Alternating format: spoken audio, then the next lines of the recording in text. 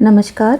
रथ यात्रा के पावन अवसर पर आज मैं आपके साथ उड़ीसा की बहुत ही प्रसिद्ध और पारंपरिक मिठाई खाजा की रेसिपी शेयर करने जा रही हूँ।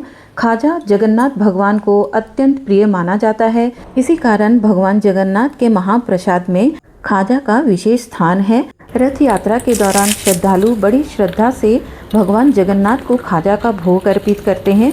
देखिए मेरे खाजा कितने खस्ता, परतदार और करारे बने हैं। हल्का सा दबाते ही टूट जा रहे हैं और इसकी करारी आवाज़ से ही आप अंदाज़ा लगा सकते हैं कि ये कितने परफेक्ट बने हैं। तो आइए बिना देरी किए बनाना शुरू करते हैं खाजा को। तो इसके लिए सबसे पहले हम चाशनी बना लेंगे। तो चाशनी बनाने के लिए हम एक पैन में 1 कटोरी चीनी लेंगे और उसी कटोरी के माप से आधा कटोरी हम इसमें पानी डालेंगे। पानी डाल के एक बार इसे मिक्स कर लेंगे। यहाँ पर हम अपनी चाशनी को गाढ़ी, चिपचिपी और लगभग 1 तार वाली चाशनी हम बनाएंगे। अब हम इसमें 4 से 5 इलायची को, हरी इलायची को तोड़ के डाल देंगे और इसको पकने के लिए रख देंगे। जब चाशनी गाढ़ी हो जाए तब हम इसे ऑफ़ कर देंगे। तो उससे पहले देखते हैं हमारी चाशनी कैसी बनी है। तो देखिए यहाँ पर हमारी चाशनी एकदम 1 तार वाली, ऑलमोस्ट 1 तार वाली बनी है। इससे ज़्यादा हमें नहीं पकाना है, नहीं तो चाशनी बहुत ज़्यादा गाढ़ा हो जाएगा। अब हम गैस को ऑफ कर देंगे और इसको ढक के रख देंगे। इसके बाद हम खाजा बनाने के लिए डो बनाएंगे। तो डो बनाने के लिए एक बर्तन में सेम उसी कप के मेजरमेंट में 2 कप मैदा ले लिया है। इसके बाद इसमें हम 2 चुटकी नमक डालेंगे। नमक डालने के बाद इसे अच्छी तरह से एक बार मिक्स कर लेंगे। इसके बाद हम इसमें 1/3 कप घी डालेंगे या 3 चम्मच हम घी डालेंगे। घी इसमें ज़्यादा नहीं डालेंगे क्योंकि बाद में जब हम इसके लेयर बनाएंगे तब हम इसमें फिर से घी का इस्तेमाल करेंगे, इसलिए इसमें अभी 1/3 कप ही घी डालेंगे। इसके बाद हमें इस घी को मैदे के साथ अच्छे से मिक्स कर लेना है।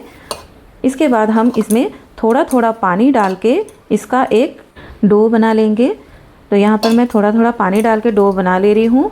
जो खाजा का जो डो होता है ना तो बहुत सॉफ्ट होगा और ना ही बहुत ही हार्ड होगा, तो सेमी सॉफ्ट सा हमें डो चाहिए। तो यहाँ पर देखिए मैं इसको अच्छे से गूँथ ले रही हूँ। तो देखिए इस तरह का हमें डो चाहिए होगा। बहुत ही सॉफ्ट नहीं होगा और बहुत ही हार्ड भी नहीं होगा। अब इस डो को हम 10 मिनट के लिए रेस्ट पे रख देंगे। तब तक हम खाजा में इस्तेमाल करने के लिए साटा बनाएंगे, जो तेल और मैदे का मिश्रण होता है। तो यहाँ पर मैं कटोरी में 4 चम्मच तेल का इस्तेमाल कर रही हूँ। ये रिफाइंड ऑयल है। इसके बाद हम इसमें 2 चम्मच मैदा डालेंगे। मैदा के बदले आप कॉर्नफ्लावर भी डाल सकते हैं। तो यहाँ पर 2 चम्मच में मैदा डाल के इसको अच्छे से घोल ले रही हूँ तेल के साथ। तो यहाँ पर ये हमारा साटा तैयार हो गया है। इसको हम बाद में मैदे के जो रोटी बनाएंगे उसके ऊपर लगाएंगे। तो अब इसको साइड में रख देते हैं। इसके बाद हम डो को देख लेते हैं। डो को रखे हुए 10 मिनट हो गए हैं। फिर से एक बार हम इस डो को अच्छे से मसल लेंगे, चिकना कर लेंगे। इसके बाद हम एक चकला ले लेंगे, इसमें डो को रख लेंगे और डो के 2 हिस्से कर लेंगे। इसके बाद डो में से हम एक एक करके रोटी के आकार का लोई तोड़ लेंगे। तो यहाँ पर देखिए इस तरह से जितनी बड़ी हम रोटी के लिए लोई तोड़ते हैं सेम उतनी ही बड़ी हम लोई तोड़ लेंगे। तो यहाँ पर देखिए सारे मैंने लोई तोड़ लिए हैं। तो यहाँ पर देखिए पूरे डो में से 12 पीसेस हमें लोई बने हैं। अब इन सब लोई को हम पेड़े बना लेंगे, अच्छे से स्मूथ करके पेड़े बना लेंगे। इसके बाद इन सबको हटा के एक पेड़ा ले लेंगे। उसके बाद हम चकले पर थोड़ा सा सूखा मैदा छिड़क देंगे और फिर इस पेड़े को मैदे में डिप करके इसको रोटी के शेप में बेल लेंगे। जिस तरह से हम रोटी बेलते हैं सेम उसी आकार में उतना ही पतला हमें रोटी बेलना है इसको ज़्यादा मोटा नहीं रखेंगे, एकदम पतली रोटी इसका बना लेंगे। तो देखिए इस तरह से इसकी रोटी बना लेंगे और इसकी आप थिकनेस भी देख सकते हैं। जितनी मोटी आप रोटी रखते हैं सेम उतनी ही मोटी रखेंगे, मतलब ये बहुत ही पतली रोटी हमें बनानी है। इसके बाद इस रोटी को हम एक प्लेट में मैदा पहले छिड़क लेंगे, उसके बाद इस रोटी को प्लेट में रखेंगे। इसके बाद हम रोटी के ऊपर भी थोड़ा सा मैदा छिड़क देंगे, क्योंकि इसके बाद हम 6 रोटी बनाएंगे और सारे 6 रोटी को एक के ऊपर एक इस तरह से रख देंगे। तो इसलिए मैदा थोड़ा सा छिड़कना ज़रूरी है, नहीं तो सारी रोटियां आपस में चिपक जाएगी। तो देखिए यहाँ पर मैंने 6 रोटी बना लिए हैं। अब इन रोटियों को ले लेंगे। देखिए मैं यहाँ पर दिखाती हूँ कैसे ये सारी 6 रोटियाँ टोटल बनी हैं। अब इन रोटियों को एक एक करके लेंगे। तो सबसे पहले मैंने एक रोटी ले लिया है, उसको चकले पर रख दिया है और उसके ऊपर हमने जो मैदे और तेल का जो मिश्रण बनाया था उसको रोटी के ऊपर अच्छे से फैला देंगे और उसके ऊपर फिर से एक रोटी रख देंगे और फिर से सेम प्रोसेस में इसके ऊपर भी मैदे और तेल का जो मिश्रण बनाया था वो फैला देंगे और ऐसे करके हम सारे रोटियों को एक के बाद एक इसी तरह से अरेंज करके रख देंगे। तो यहाँ पर टोटल मैंने 6 रोटियाँ ली है, तो 6 रोटियों को इस तरह से हम रख देंगे। तो इस तरह से लास्ट रोटी के ऊपर भी हम इस तरह से घी लगा देंगे। अब हम सारी रोटियों को एक साथ ले लेंगे और इसको धीरे धीरे करके रोल कर लेंगे। रोल करते टाइम ध्यान रखिएगा इसके अंदर हवा नहीं भरनी चाहिए, तो इसीलिए हल्का हल्का प्रेस करके इसे इस तरह से रोल कर लेंगे।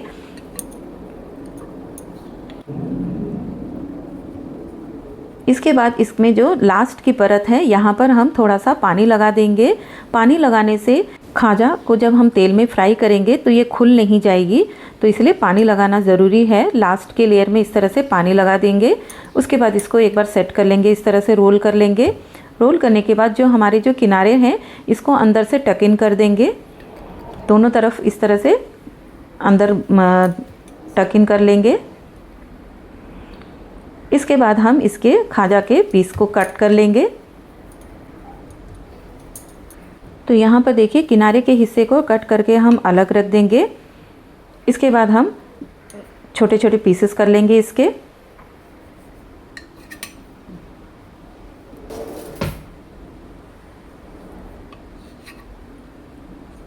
तो देखिए इस तरह से इसके सारे पीसेस कर लेने हैं। बहुत पतले पीसेस नहीं करने हैं, 1 इंच के बराबर हम इसका चौड़ाई रखेंगे और इसको हम कट कर लेंगे।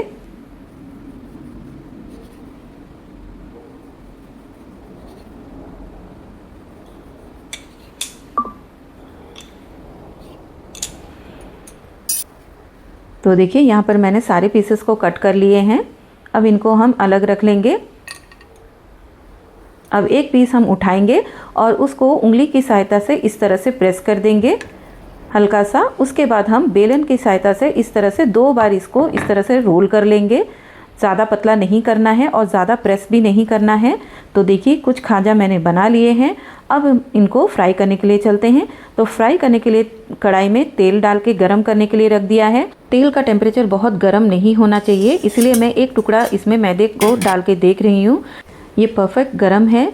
जब तेल के बुलबुले हल्के हल्के आने लग जाए तभी हम खाजा को इसमें एक एक करके डाल देंगे और इसे धीमी आंच में हमें फ्राई करना है। 5 मिनट तक हमें इसे छेड़ना नहीं है। 5 मिनट के बाद हम किसी चम्मच की सहायता से धीरे धीरे इसके ऊपर हल्का हल्का करके प्रेस करेंगे। इससे खाजा की जो परतें हैं वो खुलने लग जाती है। तो इसके बाद हम धीरे धीरे करके इसको पलट लेंगे।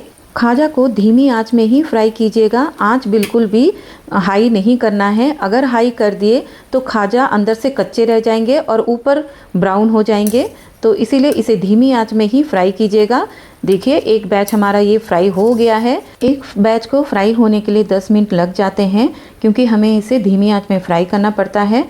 तो खाजा का जब एक बैच फ्राई हो जाता है तब हम गैस का फ्लेम ऑफ कर देंगे, क्योंकि जब हम इसको नेक्स्ट बैच डालेंगे फ्राई करने के लिए तो तेल का टेम्परेचर हाई नहीं होना चाहिए। हाई होने से जो खाजा दूसरी बार जब हम खाजा फ्राई करेंगे तो वो कच्चे रह जाएंगे। इसीलिए तो देखिए यहाँ पर हमारा खाजा कितने अच्छे से फ्राई हो चुके हैं, इसके लेयर्स भी अच्छे से खुल गए हैं। अब हम चाशनी ले लेंगे। खाजा को चाशनी के अंदर डालने से पहले चाशनी हल्का सा गर्म कर लेंगे। उसके बाद ही हम एक एक करके खाजा को चाशनी में डालेंगे और इसको अच्छी तरह से इसके चारों तरफ चाशनी को कोट कर देंगे और 1 मिनट के लिए इसको चाशनी के अंदर डिप करके रखेंगे। 1 मिनट के बाद हम सारे खाजा को निकाल के प्लेट में रख देंगे। ज़्यादा देर तक खाजा को चाशनी में डुबो के नहीं रखना है। इसके बाद एक एक करके हम इनको प्लेट में निकाल लेंगे। तो देखिए यहाँ पर हमने जितनी चाशनी ली थी वो पूरे इस्तेमाल हो गए हैं। तो लीजिए हमारा खस्ता करारे करारे खाजा तैयार है। तो देखिए कितने सुंदर बने हैं, इसके लेयर्स भी कितने अच्छे बने हैं। मैं इसको तोड़ के दिखा रही हूँ, आप इसके साउंड सुन सकते हैं। ये कितने खस्ता करारे बने हैं, हल्का सा दबाते ही ये टूट जा रहा है, अंदर बिल्कुल भी कच्चा नहीं है, एकदम परफेक्ट बना है। तो आप भी इस तरह से घर में जगन्नाथ रथ यात्रा के समय इस तरह से खाजा बना सकते हैं, भगवान को भोग चढ़ा सकते हैं।